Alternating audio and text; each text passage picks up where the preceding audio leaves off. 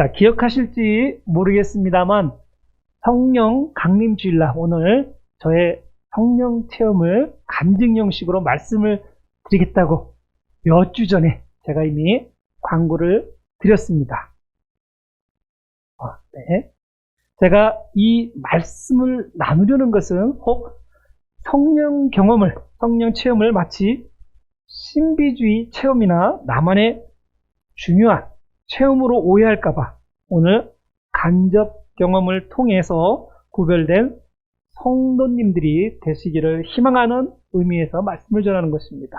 그래서 성령 체험이라는 능동적 표현에 사용하는 것보다는 성령님께서 나에게 임해 주시기에 수동적인 성령 임재의 표현으로 바꿔 말씀을 나누도록 하겠습니다. 말씀에 앞서서 혼돈하시지 마시기를 먼저 부탁드립니다. 성도님들이 궁금해하는 몇 가지를 추려서 저의 성령 임재의 경험을 성경적 원리로 지금부터 말씀을 드리도록 하겠습니다. 성령님의 강력하신 임재시 나타나는 현상들을 저는 6가지로 분류해 보았습니다. 자, 첫 번째, 몸의 진동과 떨림의 현상입니다. 두 번째, 뒤로 넘어지는 현상입니다. 세 번째, 술 취한 것 같은 행동을 하는 것입니다. 네 번째, 몸부림을 치거나 경련을 일으키는 현상입니다. 다섯째, 웃거나 후늦게 오는 경우입니다. 여섯째, 장시간에 걸쳐 하나님께 찬송을 올리는 행위입니다. 자, 그럼 첫 번째, 몸의 진동과 떨림의 현상입니다. 저도 시도 때도 없이 양팔과 때로는 온몸의 흔들림을 경험해 보았습니다. 스스로 떨림을 자제할 수 없었습니다. 몇 시간을 흔들어도 몸이 힘들어하거나 지치지 않았던 기억이 있습니다. 저는 이런 현상이 두 종류의 현상에 있다고 봅니다. 하나는 고요한 기쁨과 평온감 가운데서의 떨림 현상입니다. 요한일서 3장 8절에 기록되어 있듯이 이는 성령께서 어두움의 세력을 빛으로 멸하시는 경우와 회개하지 않은 나의 죄나 나의 상처와 관련될 수도 있습니다. 즉 성령님의 치유 과정으로도 볼 수 있다는 것입니다. 다른 하나는 마치 내가 누군가의 조종을 받아 몸이 떨리고 있다는 것입니다. 그러면서 욕구 불만이 생기거나 나를 강하게 다른 사람들에게 인식시키고자 하는 행동일 수도 있습니다. 저는 이런 경건치 못한 행동은 전혀 성령님과는 관계가 없는 것이라 주장합니다. 착각하여 오래 지속되면 사단의 도구로 전락될 수도 있습니다. 중요한 것은 이 떨림의 현상을 본인 스스로 구별할 줄 알아야 한다는 것입니다. 왜냐하면 하나님의 축복을 받는 자리에는 항상 사단의 방해가 있다는 것을 많은 분들의 간증으로 알 수 있기 때문입니다. 성령 임재의 경험은 분명 축복입니다. 그런데 몸이 나도 모르게 비상식적 행위를 한다면 성령님의 행위를 빙자한 사단의 장난일 수도 있다는 것입니다. 시편 2장 11절에 두려움으로 주를 섬기고 떨림으로 즐거워하라고 하였습니다.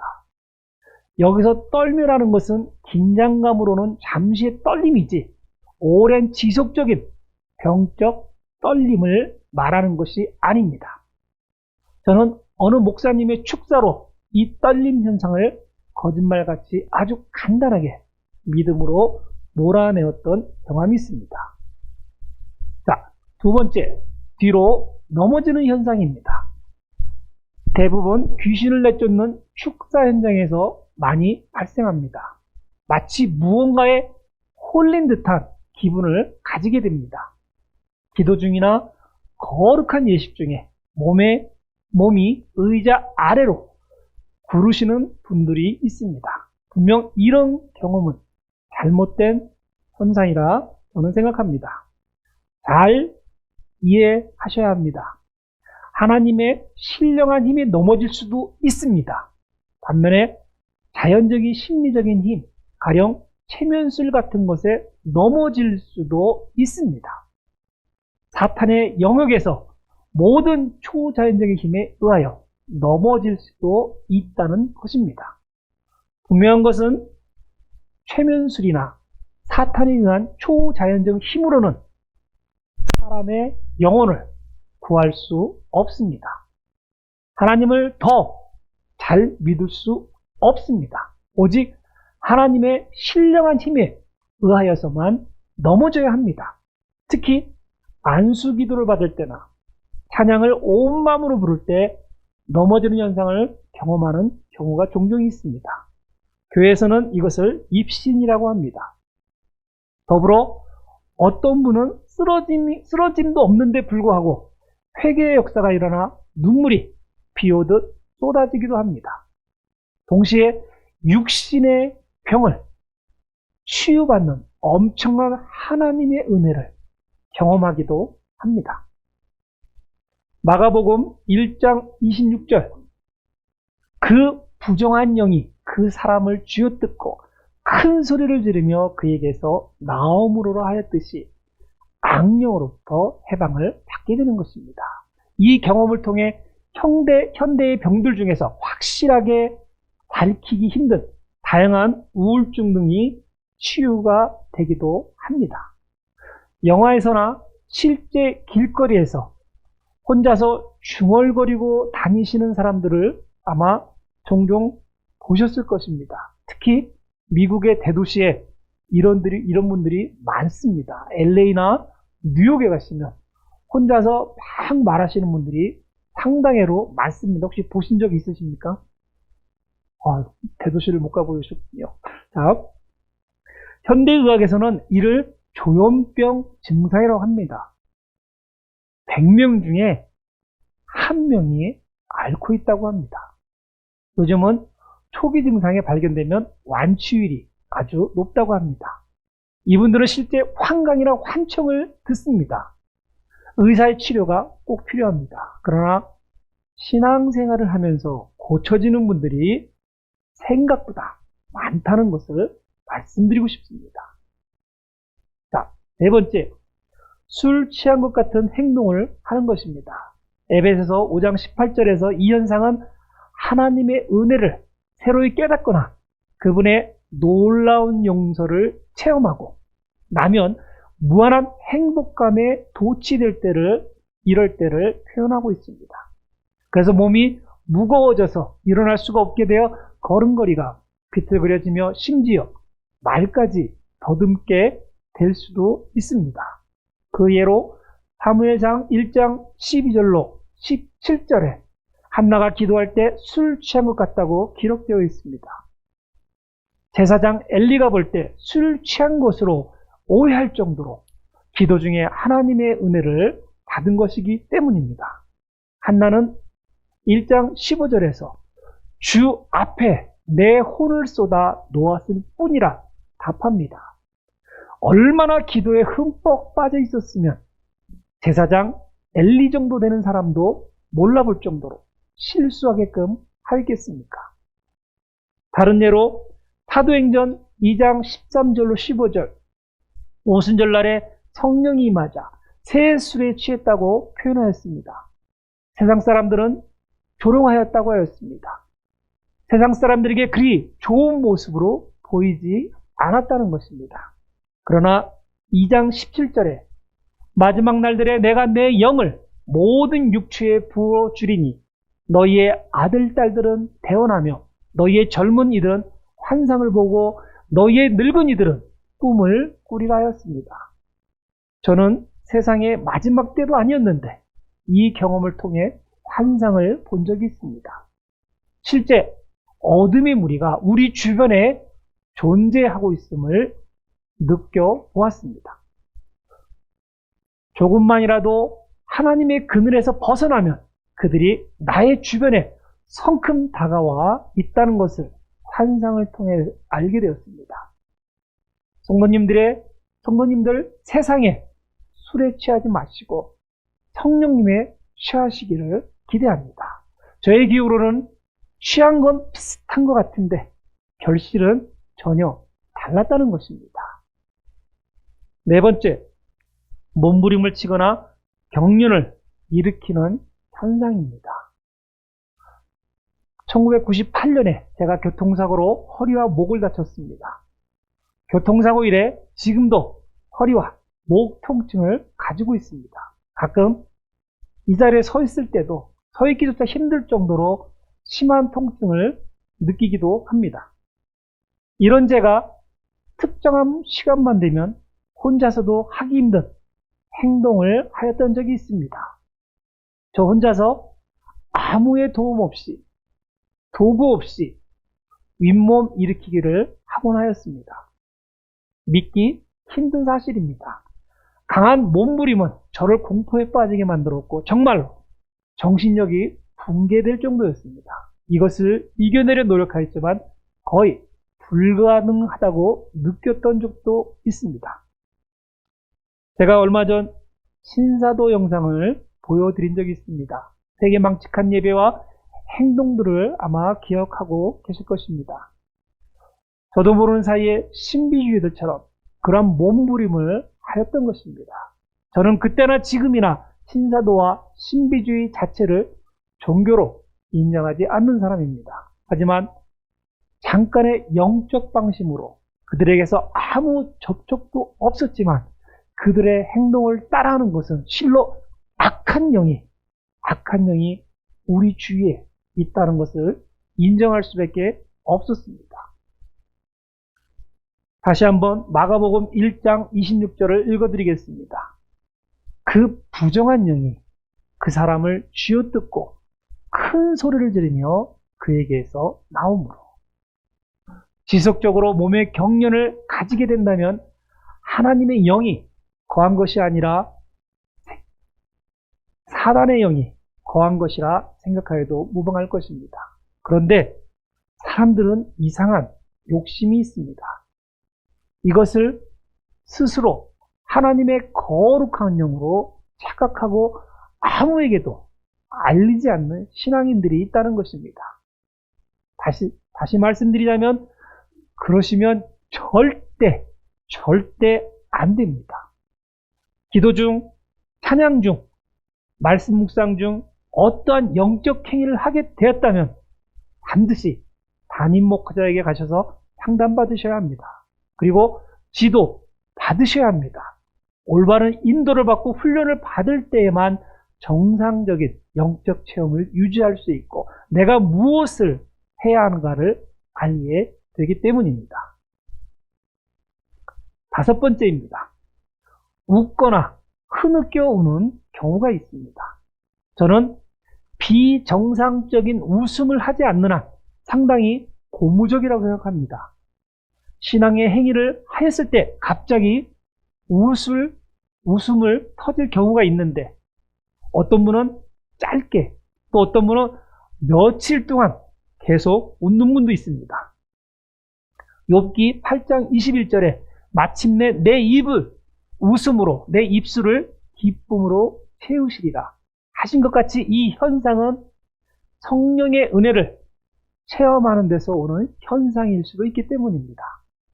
반면 우는 경우입니다. 이 또한 비정상적인 통곡이 아니라면 매우 좋은 성령 임재 경험이라고 저는 믿습니다. 앞서 말씀드렸다시피 이는 정서적인 면에서 치유를 받을 때 나타나는 현상이라고 믿고 있습니다. 또는 하나님의 거룩한 체험을 하는 데서 오는 기쁨의 현상일 수도 있습니다.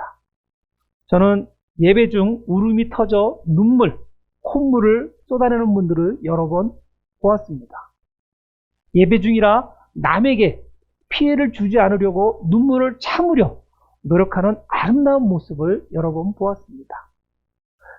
그런데 이를 잘 모르시는 분들은 얼굴에 짜증이 터지게 됩니다. 본인에게 예배가 방해되고 있다고 생각하기 때문입니다. 만약 우리 예배 도중 그러한 은혜로운 현상이 있다면 옆에 살짝 가서 앉아서 괜찮아, 실컷 우롱하며 용기를 주시기 바랍니다. 또한 울음이 쏟아졌다면 마음이 후련할 때까지 마음껏 우시기 바랍니다. 하나님도 매우 기뻐하실 것입니다. 우시면서 실컷 회개하시고 죄인임을 자인하시고 거듭나는 새 신앙인이 되시는 기회를 잡으시기 바랍니다. 똑같은 세상이었는데 회개 후에 세상은 전혀 다른 것을 경험하시게 되실 것입니다. 자, 마지막 6째, 장시간에 걸쳐 하나님께 찬송을 돌리는 행위입니다. 성령 임재 경험을 재미로 여기면 절대 안 되지만 저는 이 현상을 무지하게 재밌게 느낍니다. 특히 저의 입장에서는 매우 재밌고 정말 하나님의 역사에는 무엇이든 바뀔 수가 있구라는 생각을 하게 합니다. 저는 지금은 피아노를 쳐볼 때 손가락도 제대로 돌아가지 않는 그저 옛날에 음악을 했던 사람입니다. 마음은 BTS인데 손가락은 코끼리 발가락이 되었습니다. 이제 연주는 마음대로 못하지만 마음속에 가지고 있는 고정된 음악 지식은 아직은 조금 남아 있습니다. 잘하는 음악은 하나님께서 달란트를 주셔야만 솔직히 가능합니다. 그러나 누구나 노력하면 평균 정도는 연주 능력을 가지게 되지만 우리의 마음을 파고들게 하고 감정의 변화를 줄 수 있는 능력은 반드시 하나님께 주셔야 합니다. 그렇게 간구해야 합니다. 두 여집사님이 계셨습니다. 이분들은 열심을 다하여 찬양을 하시고자 하신 분들이었습니다. 한 분은 목소리에 힘이 없으시고 한 분은 음이 조금씩 높거나 낮아서 참으로 애매하였던 분들입니다. 그런데 한 분이 어느 날 성령님의 은혜를 받으셨습니다. 은혜를 받은 후 새벽 기도 때, 금요 철야 기도 때 기도 대신 찬양을 하시기 시작하셨습니다. 찬양의 은사를 받으신 것입니다. 직업적인 가수들도 장시간 노래하라면 못합니다. 가수들을 노래를 듣다 보면 혹시 간주라는 부분을 하게 됩니다. 알고 계십니까? 왜 간주가 있겠습니까? 노래하는 사람의 목을 조금이라도 보호하기 위해서 잠깐 쉬는 시간을 주어 계속해서 잘 부르도록 하는 것입니다. 사람은 누구나 잠깐 쉬었다가 다시 노래해야만 하는데 이분은 쉬지 않고 몇 시간을 찬양하였습니다. 그리고 이분의 자질로는 절대 낼 수 없는 소리를 내며 찬양하시게 되었습니다. 다른 한 분은 낮은 음의 노래를 하시는 분이었습니다. 낮은 음을 연주할 때 음이 맞지 않으면 높은 음에서 틀리는 것보다 정말 듣기 거북합니다. 그랬던 분이 어느 순간에 음들을 제대로 부르시기 시작했습니다. 이분 또한 성령님의 은혜를 받게 되신 것입니다. 왜냐하면 이분은 거룩한 질투가 굉장히 많으신 분입니다. 가까이서 한 분의 성령 체험을 보시고 본인도 욕심을 내기 시작한 것입니다. 결국에는 성공하셨습니다. 성도님들, 이런 질투는 괜찮다고 생각합니다. 열심을 다해 예배, 사용되어지는 하나님을 위한 도구가 되어보겠다. 욕심을 내보시기 바랍니다. 이런 기도는 하나님께서 꼭 들어주실 거라 저는 믿습니다. 누가복음 1장 64절에 즉시 그의 입이 열리고 혀가 풀리며 그가 말을 하여 하나님을 찬양하리라고 기록되어 있습니다. 사가랴라는 인물에게 천사가 다가가 너의 아내 엘리사벳이 내게 아들을 낳아주리라 했을 때 나와 내 아내는 늙어 아이를 가질 수 없다고 천사의 말을 믿지 않아 사가랴는 아들을 낳을 때까지 제한적 벙어리가 됩니다. 아들을 낳기 전까지 벙어리 생활을 하다 자신의 아내가 아들을 해산했다는 소리를 듣자 바로 입이 열리고 혀가 풀렸다는 것입니다.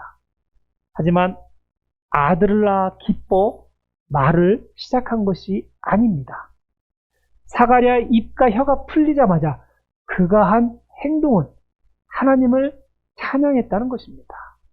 즉 하나님을 찬양하기 위해서 말을 할 수 있게 된 것입니다. 하나님을 가장 쉽게 높일 수 있는 것이 바로 찬양입니다. 누구나 다 할 수 있는 것이 바로 찬양입니다. 비록 저마다 부를 수 있는 능력이 다르다 하지만 각기 자기에 맞는 찬양을 부르면 됩니다. 쉬우면 쉬운 대로, 어려우면 어려운 대로 자신이 할 수 있는 능력을 최대한 하나님께서 기뻐 받으시기만 하면 우리가 할 도리가 다 하는 것입니다. 예배에 중요 3요소가 있습니다. 다 아시겠지만 기도드리고 찬양하고 말씀 듣는 것입니다. 그래서 시간 분배를 3분의 1씩 합니다. 물론 인간들이 드리는 예배이기에 시간을 정확하게 맞추지는 못합니다. 우리의 기도 시간이 짧습니다. 그래서 예배 전에 다 같이 와서 예배를 먼저 드려주십시오 하는 것도 이 중에 한 이유입니다. 자, 그런데 사람들은 기도를 좋아하시는 분은 기도 시간을 늘리자 하시고, 찬양을 좋아하시는 분들은 찬양 시간을 늘리자 하시고, 말씀을 좋아하시는 분들은 말씀의 시간을 늘리자 하십니다. 저의 대답은 그러시면 아니 되오입니다.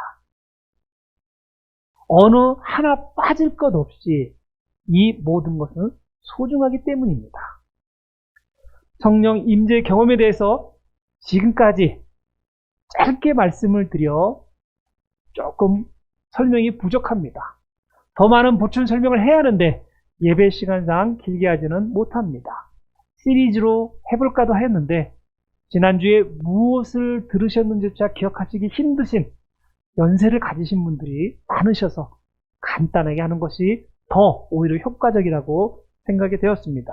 양해 바라고 나중에 성경 공부 시간에 하나씩 깊숙하게 말씀을 나누도록 하겠습니다.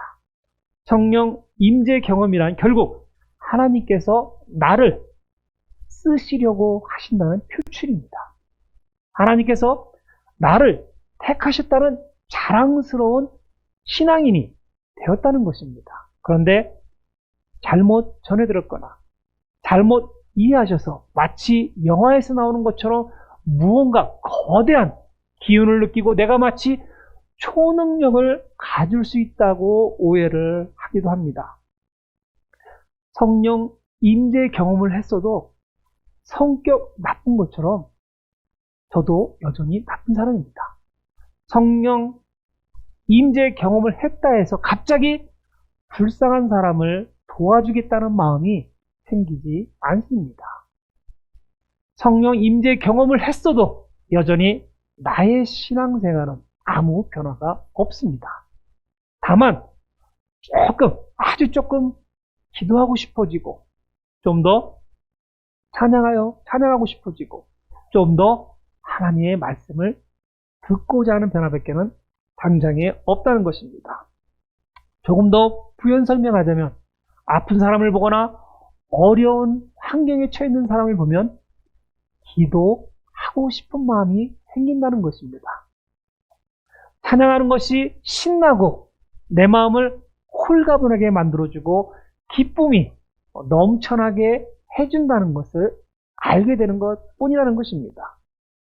예전엔 말씀만 들리면 갑자기 며칠 동안 밤을 꼬박 샌 것 같이 눈꺼풀의 무게를 감당하기 어려워 예배 도중에 잠을 잤지만 성령 임재 경험에 말씀이 달고 오묘하고 들을수록 나의 무거웠던 이 눈꺼풀이 다칠 줄 모르고 똘망똘망하게 눈을 뜨게 하고 귀에는 아무 잡소리도 들리지 않고 머릿속에도 아무 잡념도 생기지 않고 말씀이 살아 숨쉬며 그저 행복하다, 기쁘다, 세상이 살만도 하다 정도로 느끼기 시작한다는 것입니다.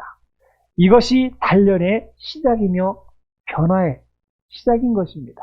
갑자기 내가 기도했더니 죽은 사람이 벌떡 살아나고 안진뱅이가 벌떡 일어나고 사람들이 나의 간증을 듣고 회개하고 변화되는 그러한 기적은 일어날 수도 있겠지만 과연 내가 그 정도 되도록 열심히 신앙생활을 하였는지 스스로 물어보시고 욕심을 내도 내라 말씀을 드리고 싶습니다.